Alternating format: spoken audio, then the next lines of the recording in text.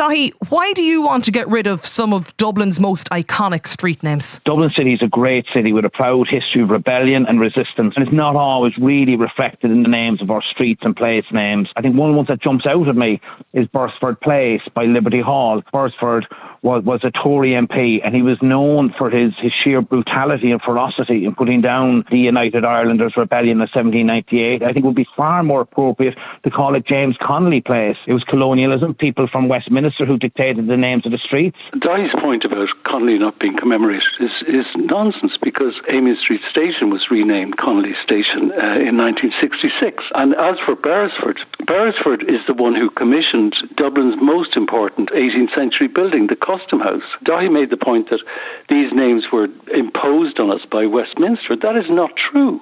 Most of these names were given to the streets at the time when we had an Irish Parliament. Admittedly, it was a Protestant ascendancy Parliament, but it was still an Irish Parliament. I just think we need to stop this idiocy. I'm 61 years of age. I've lived in Dublin all my life. When was the last time a street name was changed in Dublin? And it's political virtue signalling. It's deflection politics from actually councillors dealing with issues to do with Dublin. Is that what this is, Daithí Doolan? Is it virtue signalling? Absolutely not. We have changed the next streets. We changed Sackville Street to O'Connell Street. We know about our history. We know about our culture. We need to celebrate it, not shy away from it or be embarrassed about it. And when it is appropriate, we rename our streets.